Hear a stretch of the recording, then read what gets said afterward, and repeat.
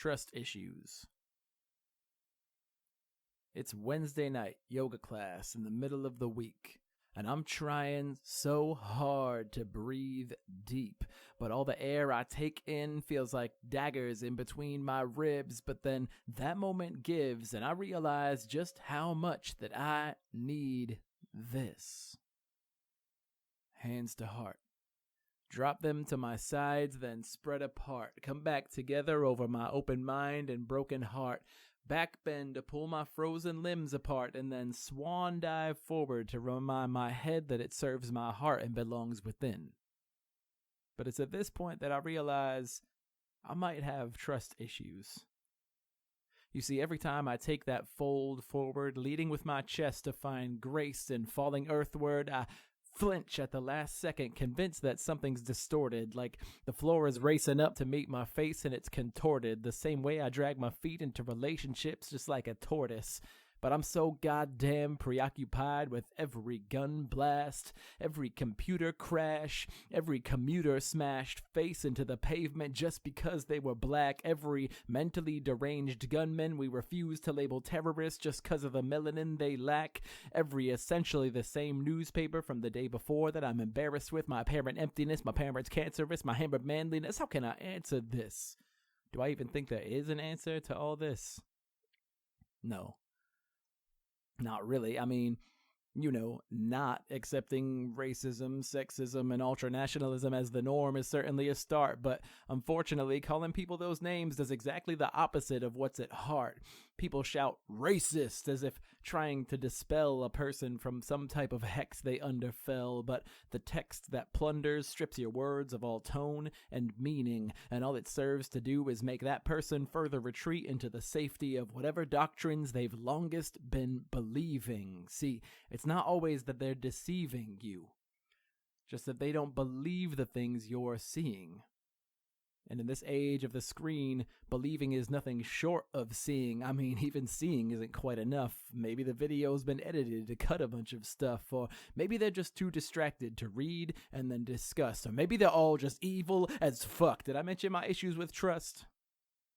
We've been struggling to build a community of love and lust for things not shiny but as valuable as dust, but this saltiness lately seems to cause more than my car to rust. It's like a gold rush, and everybody seems to be heading west, leaving their homes and leaving their moms with an empty nest, and surrounding themselves with people who think like them and all the rest, instead of daring to enter into a conversation that could test them.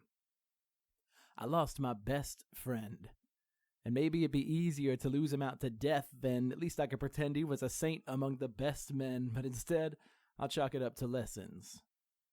Now, I'll admit, for much of my life, my trust lessened. With every passing cycle around the sun, I was depressing. It took a million little miracles and bioluminescence. That's a light that shines within, but then the lens became a mess, and it's hard to see through the fog when you're the reason it's descending, but it starts wherever it starts, and for me, it was with questions.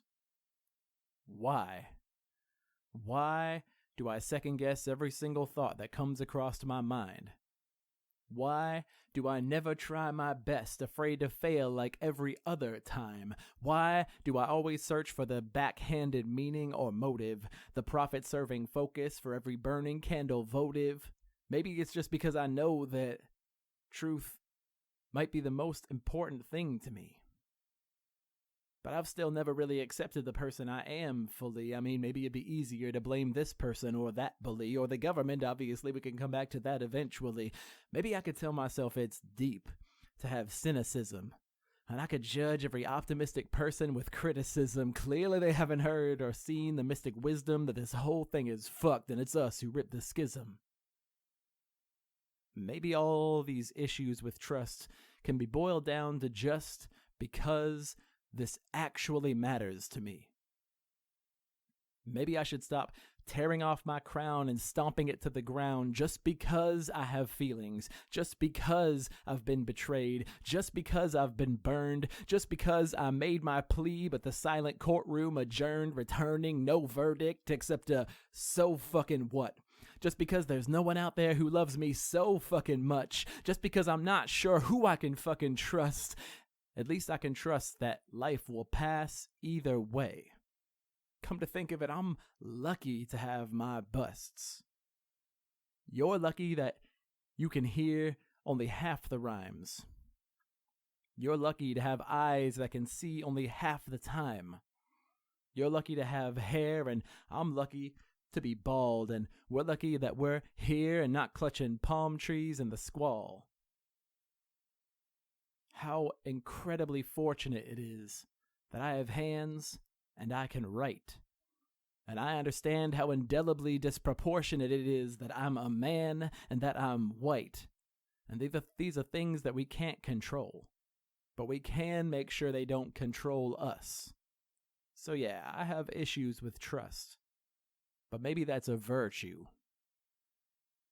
Because I think working through them has helped me see through my scars into what's hurt you. Trust issues.